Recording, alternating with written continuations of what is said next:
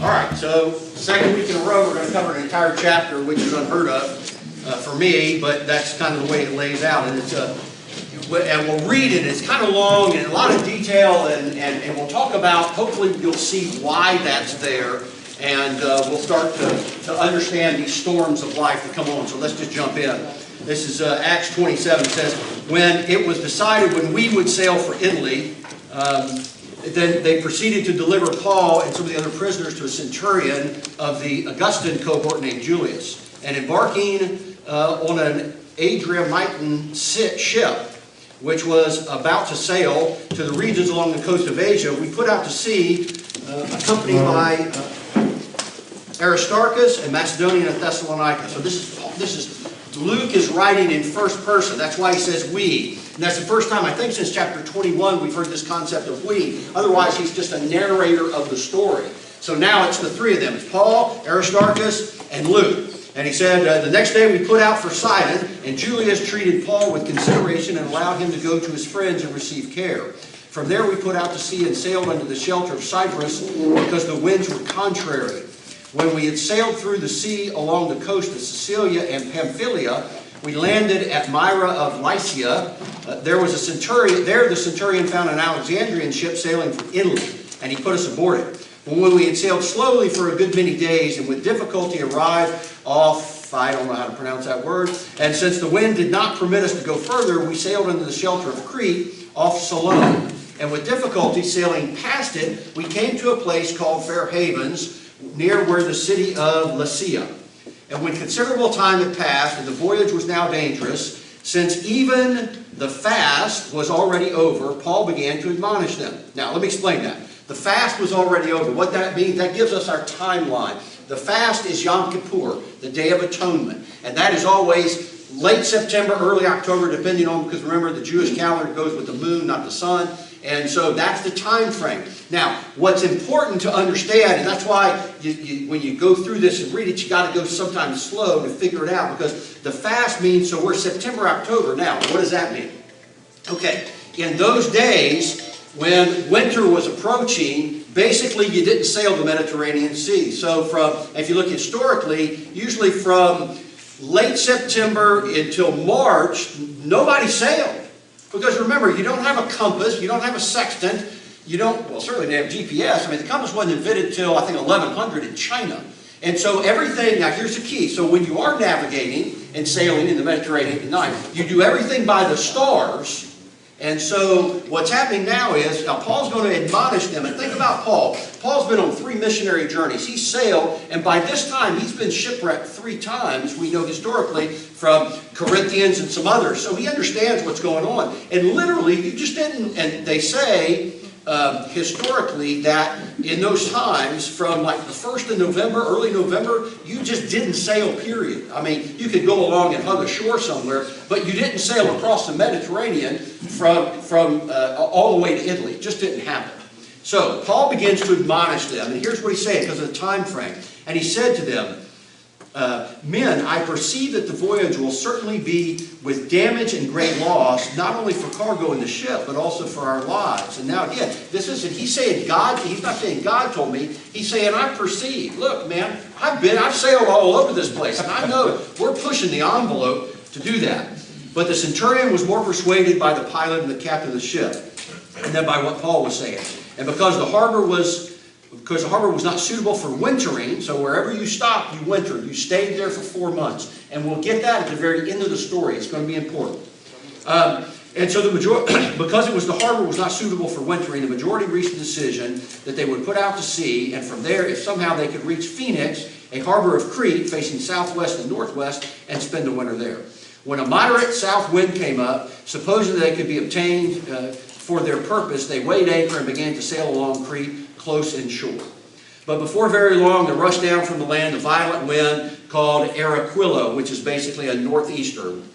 So the northeaster comes in, and when the ship was caught in it, it could not face the wind. We gave way to it and let ourselves be driven along, running under the shelter of a small island called Clauda, where we scarcely were able to get the ship's boat under control. And after we had hoisted it up, This is the boat. It's like a small boat that you would anchor. The big boat anchors, the small boat's what you're going to go into harbor with. So they hoisted this small boat up and used the supporting cables for undergirding the ship, and fearing that they might run aground in the shallows of Syrtis, they let down the sea anchor, and in this way they let themselves be driven along. So this is a giant anchor, giant rock, for lack of a better term. So what they're trying to do is control the boat from getting crashed. So they let this giant rock down as an anchor, which slows the boat down to keep it steady, so it's not tossed about near as badly. So this is a bad storm. The next day we were being violently storm-tossed and began to jettison the cargo. And on the third day they threw the ship's tackle overboard with their own hands. But neither the sun nor stars appeared for many days, and no small storm was assailing us. No small storm, in other words, a big storm. And from all the hope of us being saved was gradually abandoned.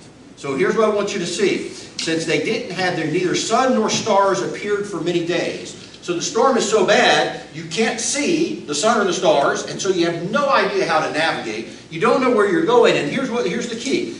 All hope, this is Luke writing in first person. He's describing what it was like to be on this ship. And he says, and from then on, all hope of being saved was gradually abandoned.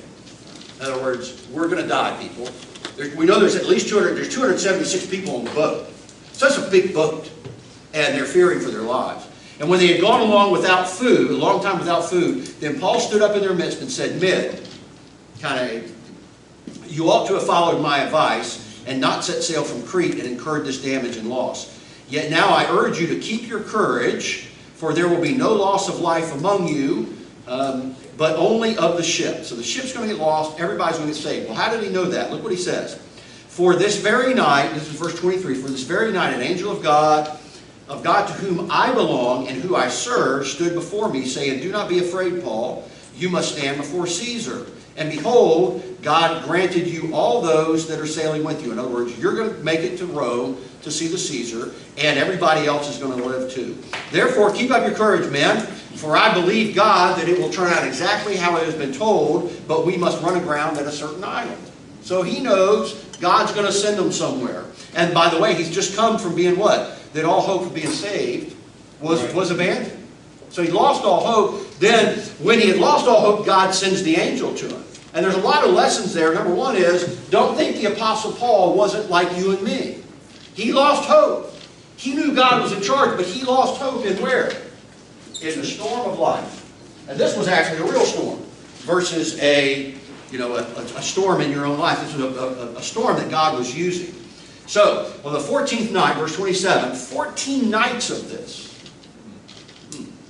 When the 14th night came, and we were being driven about the Adriatic Sea, about midnight the sailors began to surmise that we were approaching some land. They took soundings and found to be 20 fathoms, and then a little further they took another sounding and found 15 fathoms. Fearing that we might run aground somewhere on the rocks, they cast 4 anchors from the stern and wished for daybreak. We'll come back to wished for daybreak. But the sailors were trying to escape from the ship and had let down the ship's boat. These are the boats that you get off you anchor the big boat. You've seen it in the pirate movies. You anchor the big boat, you get the small boats, and you row yourself to shore. That's the idea. But as the sailors were trying to escape from the ship, they let down the ship's boat into the sea on the pretense of saying that they were going to put out more anchors. So these sailors said, hey, we're going to go put out more anchors, and what they were really going to do was get in the little boats and row away because there wasn't enough room for everybody in the little boats. Because what you would do in that situation, not in a storm, you would pull into a place, the big ship can't go in because it gets too shallow, so you shot down, and then they get to little boats, and they row everybody in, and they go back and forth and pick everybody up, because you can't put 276 people on a small boat. So you see what they're doing? They're saying, we're out of here. We're going to let you guys just deal with it. But Paul said to the centurion and to the soldiers, unless these men remain on the ship, you yourselves cannot be saved. In other words, we need the sailors to get the ship in as close as we can get in. And we already know, because the angel told him, the ship's not going to make it, but we're going to make it. So he knew he needed sailors. And so these men need to remain on the ship because you can't be saved. In other words, he tells the centurion, hey dude, are you a sailor? No, you're not. So we need the sailors to stay on the boat. Then the soldiers cut away the ropes from the ship's boat and let it fall away. So the little boat to go back and forth, gone now. Until the day was about dawn, Paul was encouraging them to take some food. 14 days they haven't eaten. Today is the 14th day that you have been constantly watching and going without eating, having taken nothing. Therefore I encourage you, take some food, for this will be your preservation. Not a hair on your head will perish. He said, look, we're going to be shipwrecked. And so you need to take the food because you need the energy to be able to swim the shore. Having said this, he took bread, and then he gave thanks to God in the presence of all these men and women, and he broke it and began to eat. All of them were encouraged and said, and they themselves also took food.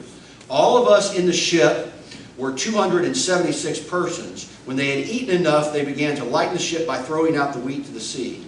When the day came, they could not recognize the land, but they did observe a bay with a beach, and they resolved to drive the ship into it if they could. And casting off the anchors, they left them in the sea, while at the same time they were loosening the ropes of the rudders and hoisting the foresail in the wind and headed to the beach. But striking a reef where the two seas met, they ran the vessel aground, and the prow struck fast and remained immovable in the stern, and the stern began to be broken up by the force of the waves. The soldiers' plan was to kill the prisoners so that none could swim away and escape. But the centurion, wanting to bring Paul through safely, his job was to get Paul to Caesar, kept them from their intentions and commanded those who could swim to jump overboard first and get to land. The rest would follow, some on planks, others on various things from the ship. And so it happened that they were all brought safely to land. Whew. Man, that's exhausting.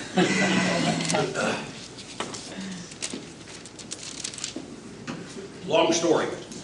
Why?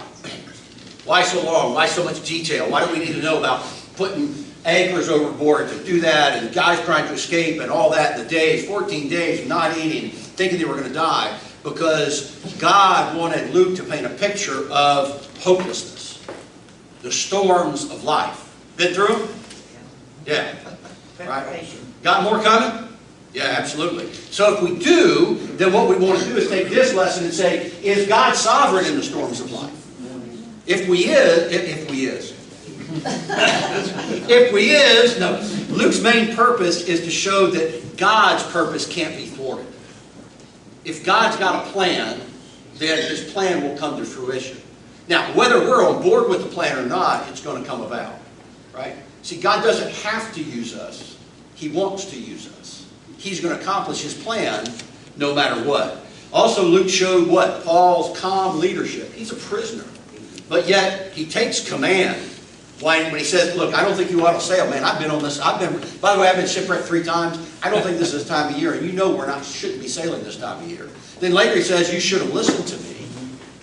But yet at the same time, when everybody was discouraged, including Paul and Luke and Aristarchus, the angel came to Paul. And so, same thing. Remember we saw it when he was going on his missionary journey. They're going towards the sea. He doesn't know what to do. The angel comes and says, a man in Macedonia needs to see you. You're going to Europe, Paul. Get on a boat and go. Paul's testimony by his calm demeanor and his words had an unforgettable impact. And we'll wrap that up at the very end. I don't want you to miss it. So even if you've never been in a storm at sea, you've been in a storm in your life. We all have. And so here's the key. And this, if you hear nothing else from me today, hear this. If we will trust God's sovereign care in life's storms, he will use us to bear witness to him. Let me say that again. If we will trust God in his sovereign care for us during storms, okay? I didn't say he's going to pull you out of it. What I said was, he will use us to bear witness to many people for himself. So 275 people got to witness what Paul said. Now, here's the thing. That's why you got to understand the context. So when they do get to Malta here, they shipwreck, everybody gets into Malta. Well, they're stuck there for the winter. And I suspect, we don't know how many, it doesn't tell us how many of these people were prisoners or not. We know there's some were prisoners certainly because the soldiers wanted to kill them. I don't think that all 276 were, but they could have been. Well, you have to take 276, less out Paul, Aristarchus, and Luke, and then you got to less out the centurion, then you got to less out the soldiers, and you got to less out the sailors. So how many were pastors, prisoners, I don't know. But here's what I do know, is that when they got to Malta, they couldn't go anywhere else. They wanted to keep everybody together. Well, what do you think Paul did for 4 months? And Luke did for 4 months. And Aristarchus did for 4 months with a bunch of people who didn't know the gospel. They told them about the gospel. You know how many of those people could have gotten saved through that? And what happens when people go through storms? When people that you know that are not believers go through storms, that is a great opportunity to talk to them about Jesus, who will never leave them, who will never forsake them. So see, people are weak during times of storms, right? I don't know about you, but I am. So let's look at 3 main lessons here in this today. First is that God is sovereign over the storms of life. All right? And then we'll get to the other 2. But here's 3 truths that I see in this story. When things are out of our control, they are never out of God's control. All right? This is just practical application, people. I mean, this is blocking and tackling. When things are out of control in your life, the storm, it's never out of control, God's control. He's sovereign. He has a plan through it. Since they had no compass, no instruments, there's no sun, there's no stars because of the clouds. They throw all their cargo overboard, everything that's not essential, because they're trying to do what? They're trying to save themselves. But God was in charge, and He was in control, and He always was. Who brought the storm on? God did. God allowed the storm to come in. So for some reason, and this is where you have to think about God's sovereignty, they're trying to get Paul to Italy. Paul wants to go to Italy. Things are working out, maybe not the way he planned, but they're working out. And so, and God had told Paul, you're going to Italy, you're going to Caesar. But, oh yeah, by the way, I really got some speed bumps along the way. So you see, you put yourself in that picture. God has sovereign plans for you and me. And just because the end game, you may think you know the end game of what He wants you to do, you don't know about the rocky bumps that are coming along. And so what does He do? Why does He allow those to happen to us? Because He wants to get us fully dependent on Him and stop being dependent on ourselves. That's part of it. The storm didn't take God by surprise. In fact, what God wanted to happen was, it's 476 miles from Clauda, which is where they were, to Malta. Both are islands in the middle of the Mediterranean Sea. For whatever reason, God wanted Paul and Luke and Aristarchus in Malta for the winter. And you know what? He got them there. Because the centurion wanted them to go the opposite direction. So when things in our lives are out of control, they're never out of God's control. So what do we have to do? Trust in His Word. That's when you got to dive in. That's when you got to dive deep in the Word. That's not a time for shallowness. You go deep, because then you can read a story like this, and you can see what happened, and that God was using it for something else. And so you say, I'm in this storm, I'm going to trust in His Word, because throughout His Word, we see that He uses things in our lives to open doors and opportunities that we would never have had. Absolutely never have. And so I can tell you, and I've told you all in here before, some of you maybe never heard it, is that where Megan is in treatment, after a couple of years, there was a medical assistant, Stacy, who she saw every single day. And Megan wears her faith on her sleeves. And so one day, Stacy comes to Megan and says, can I talk to you? My 15-year-old daughter is pregnant for the second time. She had an abortion the first time. And we're trying to figure out what to do. And so Megan, being a crisis pregnancy counselor, walked them through that. And was texting at night. And that little girl brought her baby to term. And about a year ago, Stacy, who had left that place and was working somewhere else, came in to Megan's clinic with a little baby. So would God allow Megan to be sick, to be in a spot, to interface, to minister to a person, to bring a baby to term? Absolutely He would. Absolutely He would. Because He's sovereign. His plans are so much bigger than our plans. And we are so finite. And we got to think big. Secondly, we aren't necessarily out of God's will when we're caught in a storm. Don't miss it. I'm going to write this here.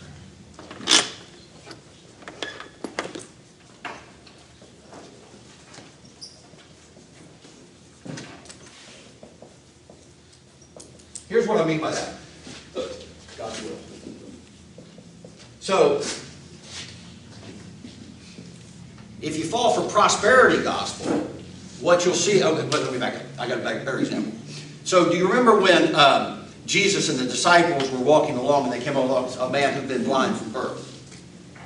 And the disciples said, hey, Jesus, was it his sin or his parents' sin that made him blind? And the reality was neither one, but the thinking in that day was if you had an ailment like being born blind, it must have been because of your sin or your parents' sin. So what would that mean? That would mean that you are out of God's will. So I got a tragedy in my life. I got a storm in my life because I'm out of God's will. But that doesn't always equate that way. Now, look, storms in life can come from our own sin. Right? Choose to sin, choose to suffer. You can make a sinful decision that creates a storm in life. Have you got that? You can. But it doesn't necessarily have to be out of God's will. So in other words, was Paul out of God's will here? When he was doing, I mean, they had him handcuffed or whatever they were doing. He's going. Was he out of God's will? Was Luke out of God's will? Is that why the storm came along? No. Storm came along because God wanted to use it for something different. That's what we have to see. So here's what I want to explain. Sometimes when we find ourselves in the midst of a sudden storm, you can wonder, well, I mean, am I out of God? Am I not doing, am I not praying enough? Have I not read your word enough? Have I not given enough money? Have I not helped enough old people across the street? I mean, why is this happening? We may be out of God's will, especially if it's the storm was because of our sin, something we've done, a bad decision that we made. But the Lord had told Paul, and we saw this in chapter 23, that he would preach in Rome. So he knew he was going to Rome, right? And it's interesting because, now go to Matthew, if you go to Matthew 14:22, remember Jesus fed, and this is what I want you to see, because this is an example that puts teeth on it, is that, so in Matthew 14:22, they just fed the 5,000 people. And so it's interesting wording here. So Jesus had fed the 5,000 with the fishes and the loaves, and woo, it's a great day, everything's good, big crowd, right? And so what does he do? There's a big crowd, a lot of people to be ministered to. Now read the text. It said Jesus made the disciples get into the boat and go ahead of him to the other side while he sent the crowds away. Now, the Greek root of the word made there means to compel by force or persuasion. He said, look, y'all get in the boat, sail to the other side, I'll get the crowds taken care of. I mean, you can hear it now. Again, I read in color. And so I hear people like Peter going, hey, no, Lord, you don't need to do that. We'll clean up the mess. We'll get all these people out of here. You go, chill, man, I got this. Jesus said, get in the boat, Peter, and sail across. I'll see you on the other side. He made them do something. Now, were the apostles out of God's will at that point? There's nothing in the story that indicates it. But what happens in the continuation of that story? Do you remember? A storm came up. And the apostles thought, and these guys were sailors. They knew what they were doing. The storm came up, and they thought they were going to die. The storm came in. Were they out of God's will? No. Why did he send them? Did Jesus know about the storm? Sure he did. Why did he send them? Because he wanted to see them walking on water. He wanted them to see him walk on water. And tell the storm to stop. All those things. So do you see? You don't necessarily have to be out of God's will when a storm comes into your life. And that's anti-prosperity gospel, because that's really what the prosperity gospel says. If your faith is strong enough, you won't have problems. Okay, explain that to the parents of a dying child. Is it because their faith just wasn't strong enough? It doesn't make sense. Jesus was deliberately sending them into a storm. And so even though it was a fierce storm, but that's what God wanted for them at the moment. The point is, God's will for his children sometimes includes storms. Write that again. God's will, go here,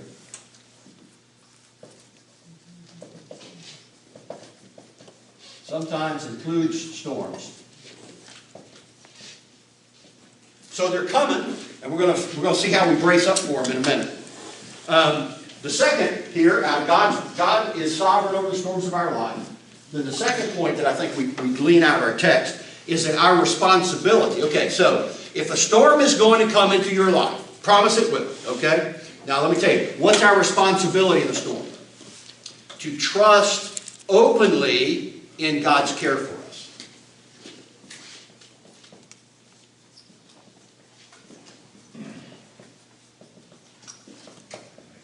For his care. Now, what do I mean by openly? If you go back and you look through our text, constantly, every time Paul was talking, he was bringing praise to God. He was saying, an angel, Lord, of whom I serve. Wasn't just saying, hey, just some mystic thing up here. The angel of the Lord, the God who I serve, said this. Then later he said, take courage. God has told me. Then later he says, we need to eat food so we can have strength to be able to make on this journey. And so as we break this food open to give out to everybody, I'm going to give praise to God for the food that we do have. And you can hear him saying, the storm is, I don't like the storm, and I know you guys don't, but you got to put yourself in the story. 14 days, people throwing up all over the place. You're seasick. This is not fun. And so, where are they staying? Are they in the hold of the ship? Storm waters come pouring in there. They're wet. They're not dry. Okay, they don't have rain suits on. Right? They got woolen cloaks that have been wet for 14 days.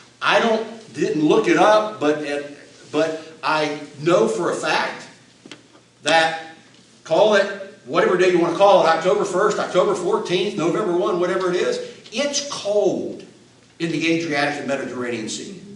Right now, it's cold. And you're wet. And you've been wet for 14 days. And you haven't seen the sun for 14 days. This is a bad situation. But yet, Paul is openly knows that God cares for him, and he's telling people, man, I don't know what's going on. We're going to get through this, and I praise the Lord for it. So just because this story of 33, 40 verses, whatever it is, there's more to it. There was more said. There was more. That wasn't the only 3 times Paul spoke in 14 days. You know Paul is. He yaps, goes. So it is our responsibility in the storms to trust in God's care. And when I say that, it is a responsibility. And you know why? Because people are looking at us. And especially if they're non-believers, they're looking at us. They want to see how we cope in the storm. Do we melt? Do we get angry? Curse God? Or do we trust in his provision for us? I think our text shows us 4 aspects about what it means to trust God. First, to trust openly in God's care is not opposed to using common sense. Okay, this isn't a, God, you're in charge, so make sure that I got money to pay the bills. No. Use common sense. Look what Paul said. Paul said early on in the text, he said, it's a tad late in the season to be trying to sail for Italy. Nobody sails this time of year. The chances are much worse, so he's using common sense. He used common sense when he looked around and says, okay, the ship's going to wreck. Everybody's going to have to swim to shore or something. And it's really, by the way, the sea's really, really cold. And so common sense says we ought to eat. I know nobody's been eating, and I haven't been either, because when you eat, you throw up because of the sea. But we got to have strength. It's been too long. So let's eat what we can eat, and then throw the rest overboard because it's just weighing us down. You see that? See, it's common sense. So just because you're trusting in God's care doesn't mean you don't use common sense and move forward. In other words, hey, I got a broken arm. God's going to take care of that. He is when I go to the hospital and they set it. So if I just sit back and go, well, I'm just going to wait. I'm just going to wait till God heals it. Now, can he heal it? Absolutely he can. Most oftentimes, though, I think he wants us to use prudence and common sense to say, let me go to the doctor and get that figured out. Second aspect of it is there was nothing wrong with Paul using good judgment and common sense. He did. He said, look, man, and so sometimes when I read that text, it's like, I told you we shouldn't have done this. But I don't think that was the context of it. I think it was more like, man, we made the wrong thing. In other words, I told you one time we ought not do that. Will you at least trust my judgment? Because look what happened. They went from not listening to Paul to listening to Paul. He encouraged them, and he says they were encouraged. So the first part, they said, sit down, shut up, we're sailing, we know what you are. Excuse me, you a sailor? Oh no, you're a Pharisee. Yeah, okay. We'll leave it to the sailors, the pilot, and the ship's owner to determine what we're going to do. So they went from that to now Paul says, the angel of the Lord, my Lord, who I serve, has told me we're going to make it. The ship's not, but we're going to make it. So be encouraged. It's going to be a long journey, because if you look at that, from that point to the 14 days was still a long ways to go. They had 8 or 10 days to go still. But we're going to make it. Be encouraged. And so you know what? Paul was now for 14 days, say, or 10 days, whatever it was, saying, we're going to make it. He was an encouragement. And guess what? They're listening to him. Then when he told the centurion, he says, hey man, those sailors, they're fixing to bail on you, bud. And the centurion didn't say, don't talk to me, Paul, you're a slave, I'm in charge. He went, that's a great idea, we do need sailors. So he cut the boats loose. And then next thing, what happened was, Paul says, hey, everybody, we need to eat. We need to eat. We need strength if we're going to make it. Because, by the way, when they roll up onto the beach at Malta, there wasn't a McDonald's there or a grocery store, right? They have to figure this out. Because what had people done in Malta? Malta's an island.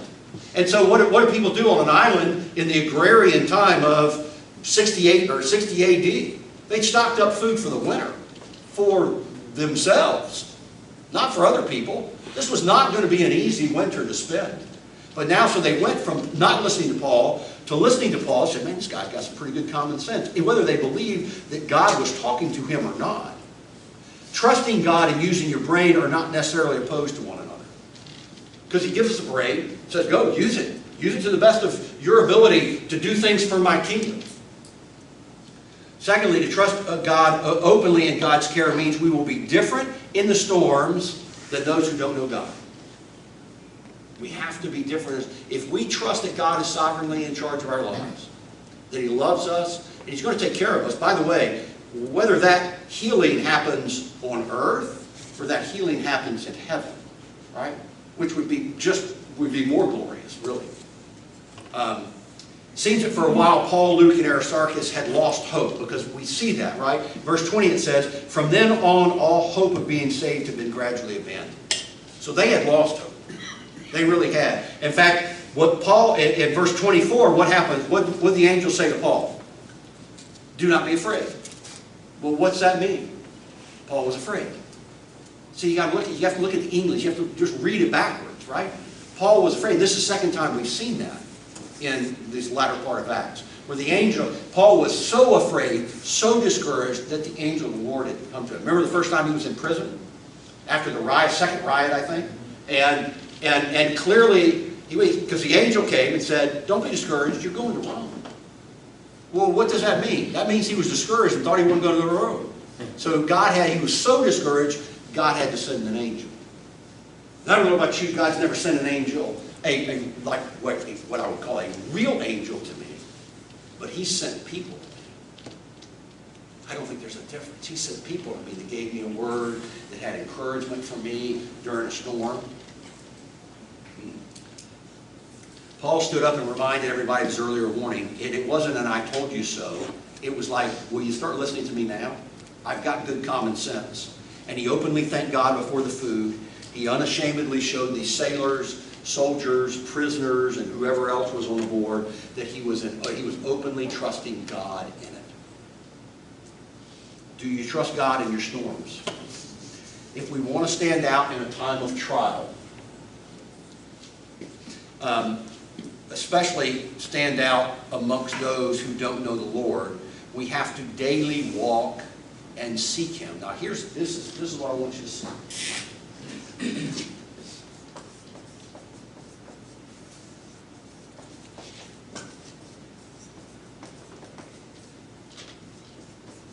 So, why do we want to daily walk and seek the Lord? Seek our relationship with him, seek our growing in confidence, in trust that, saying God's sovereign in storms of life is easy to say. It's hard to live. So, here's the question. Why do we want to daily walk and seek him? Why should we?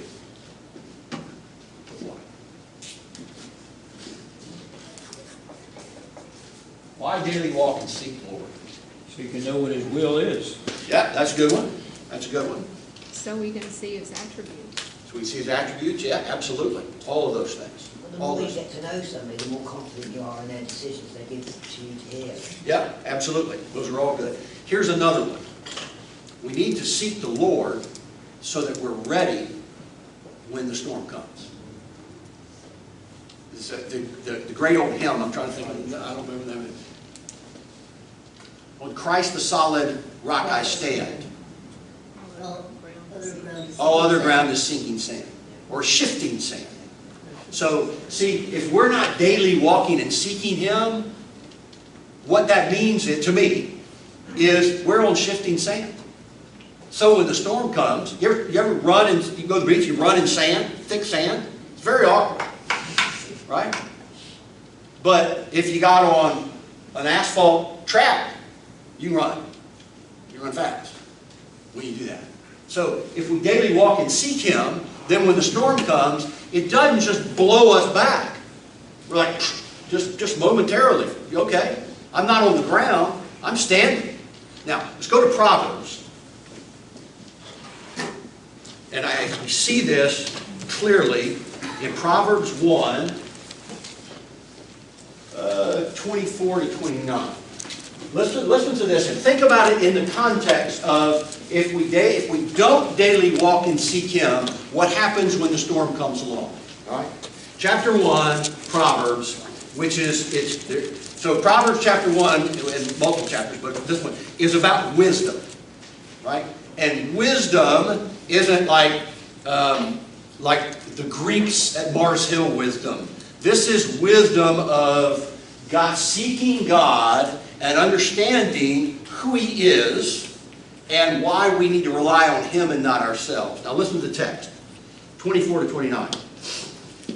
And wisdom here is like a verb, right? In other words, if you're not seeking the wisdom, then you don't get the wisdom. That's the key. Don't seek, don't get. So look what he says. Verse 24. Now I'm going back and read verse 20 all the way down. So it says, wisdom calls out in the street, and she makes her voice heard in the public squares. She cries above the commotion and speaks at the entrance of the city gate. How long, inexperienced ones, will you love ignorance? How long will you mockers enjoy mocking, and you fools hate knowledge?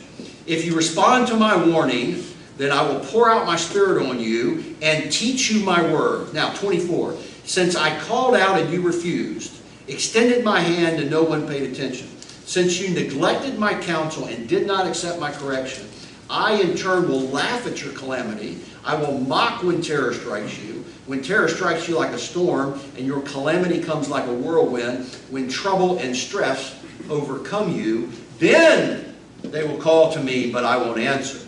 They will search for me, but won't find me, because they hated knowledge. They didn't choose to fear the Lord. Now, in that instance, you look at that and you say, wait a minute, isn't that being written about people that don't come to the Lord? Yes, it is. But there's an application to it. If we're not seeking that wisdom of God, then we're standing on shifting sand. Now, you may be saved. I'm not saying you're not saved, okay? But there's a difference between being saved and having a daily walk and daily seeking Him. So when the storms of life come along, and again, I always say in here, is this can be life, okay? Up, down, up, down, up, down. Now, when we daily seek to walk and seek Him, the goal, I believe, it's not goal, probably the right word, the result of that is this life. See? Amen. Highs aren't as high, the lows aren't low, because it's not about feeling and emotion and experience. It's about the peace of God that comes to us through Christ. So we're walking in peace. Yes, ma'am? David and I were just talking about this very thing this morning with friends, that a soldier doesn't wait till they get in the middle of the battle to start to train and figure out what to do. They do it ahead of time. And we as believers need to be ready and in the Word and knowing it, so that when the storms do come, we are prepared. That's exactly right. Great analogy. Yes, that's awesome. That's awesome. Yeah. Yeah. Soldiers they got to prepare for war, right? They just don't start up. It's good. It's good. We got to be ready for it. Because we know they're coming, don't we? If we daily seek God's will and we daily seek His wisdom during normal times, when the storm hits, we'll be different from those in the world. And they'll look and they'll go, how come you're not on the floor in a fetal position? The next part of seeking God's trusting openly in His care is not opposed to using the means that God gives us. So God gives us means to get through things. And so sometimes what we've got to do is, for lack of a better term, you got to pick yourself up by the bootstraps and say, God's in charge, let's go. Because oftentimes in those storms, there's things that need to be accomplished.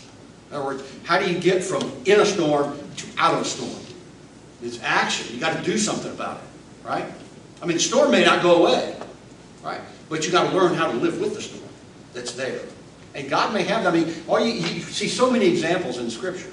You know, Noah and Jonah and Job, all those things. None of those people were promised to come out of the storm.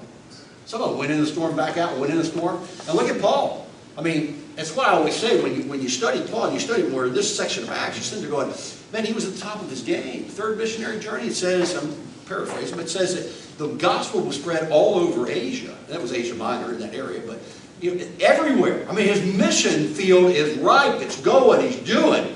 Next thing you know, he's gotten beat up and tried to be killed like 3 times by his own people. He's a prisoner. Remember, been a prisoner for about 3 years now. Well, wait a minute. I'm supposed to be out proclaiming the gospel. Well, guess what? Paul proclaimed the gospel where he was. In jail, open jail, whatever you would call it, house arrest. It didn't matter. And he's telling people about Jesus here. Paul realized that for everyone to be saved, they needed strength. And so that's why he took the bread. He said, we got to eat. And then he did what? He could have just given them the bread. He could have just allowed. He wasn't in charge of the bread. He said, wait a minute. If we're going to eat, you know what? We need to give thanks to God for the food that we have and the fact that we're still alive. So you see, he took every situation and he, I hate to say spin because that's not the right, but in every situation, he saw God. And if he saw God, he was going to proclaim God in the situation. That's the difference.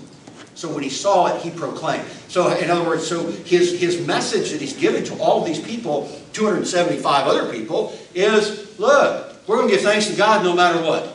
This is what we're doing. We're getting through this. So he took the bread, he gave thanks, and he encouraged the people. In other words, although God promised that everyone would be preserved, he couldn't assume that it was going to happen without people getting hurt. I mean, again, I think about it. It's got to be 30 degrees outside, and you've been wet for 2 weeks and no food. I mean, how are they even alive? Hypothermia, all of the things that would come along with that. In the same way God promised, here's a promise that God made, and it's in Revelation 5:9. I didn't put it on the board. He says that some from every tribe and every tongue and every people and every nation will be in heaven because Jesus purchased them with their blood. Revelation 5:9. So if he said that, then therefore we need to have the word, get the word to every tribe, every tongue, every people, and every nation. That's our responsibility. But they won't be there unless we labor through our prayers, through our giving, through our sending missionaries. The mission team has 3 missionaries that we're getting ready to present, that they're going to present to the church. One from Italy, one from Tajikistan, and one from North Carolina. It's our responsibility. You know, the church is going to decide whether we're going to continue to support them or whether we're going to take them on for support financially. But it's so much more than financially. Because what we got to do is we got to take them on in prayerful consideration. Remember where Conrad's teaching in Philippians about partnering, uses that fellowshipping means partnering. Partnering together with brothers and sisters in Christ. Yes, ma'am? I'm noticing with the, I mean, I understand the light in the boat, because that's to keep the ballast, to keep them on. But the reason why I feel even the strangers to Paul were saved, that it really wasn't his business, why they were on board with him. In the same boat, pardon the pun, but it's because they were just as important, whether he knew them or not, as he was. I didn't know what their journey had to be in the storm, but it was with him, his own benefit to understand that we're all in our own individual storms, whether we like to be in the boat together or not with it. But there's no point picking and choosing who needs to be bailed out to lighten your load. Yeah, great point. You know what I mean? I mean, Yeah, a few absolutely. can go, but, and they were trying, but to not, so yeah, kick them off because we're Sure. you know, thinking of self, I've got destiny and I've got to proceed to get to.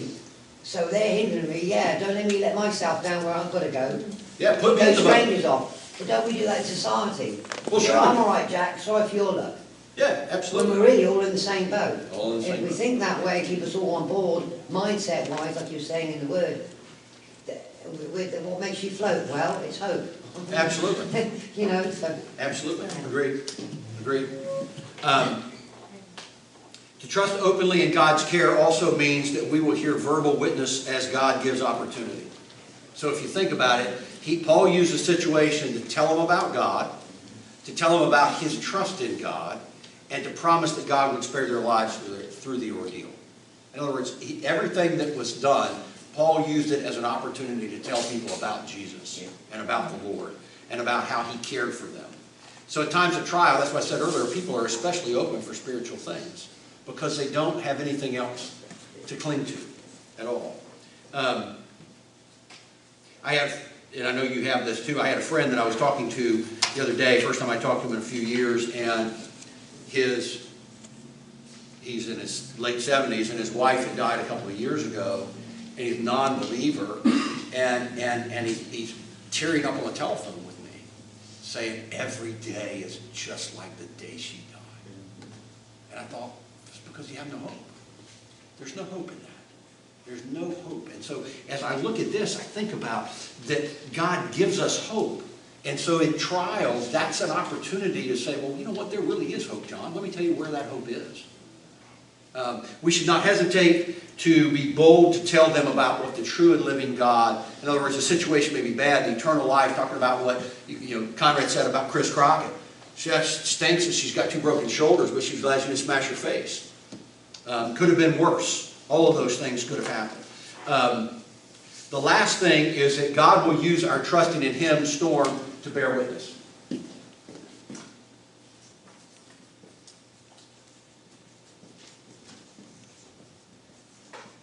And we've kind of talked about this all over the board today, but I see this at the end of our story. God has only, so think about the sailors. What were the sailors trying to do when they let down the little boats? Save themselves, right? So there's an analogy there. The only way is we have to be saved one way. That's through trust and faith in Jesus Christ as Lord and Savior. And so in other words, it's a microcosm of the world. The world's trying to save themselves with all the different things that they do. And again, I look at this as God's great plan puts 275 people that clearly, if everybody wasn't a soldier or a sailor, was a prisoner, and so they're all together in Malta. They've got to take care of each other. Again, they land up there wet, and it didn't say the storm left. It just says they broke apart and got to shore. It doesn't say what the conditions were like when they got there. Now we've got to start figuring it out. And so, again, we trust allows us to witness. And I see, so they're stuck on Malta, at a place on Malta for the rest of the winter. So God used that opportunity to share the gospel. So in our storms, what happens is, watch the tie-in here. When we use that trust to allow us to be witnesses for the Lord, you know what it does? It takes our eyes off of us and our situation. And it puts our eyes on the Lord, because that's where our eyes are supposed to be. Always on Him. So that the circumstances of life don't dictate our joy and our happiness. That comes from the fact that we know that God is sovereignly in charge, and that we can openly care. That we will openly express the care that He has for us in that situation. And that's what will bring people to the Lord when you do that. So, one man who trusts God in the storm of life can have a major impact on others who see the reality of God in his life. And I think we see that. We don't know if all those people got saved. We don't know if none of them got saved. But I just can't help but think that some of them did, because they saw what happened, and they saw something different in Paul when he did that. So, and we'll pick back up in chapter 28 next week. So let's close in prayer.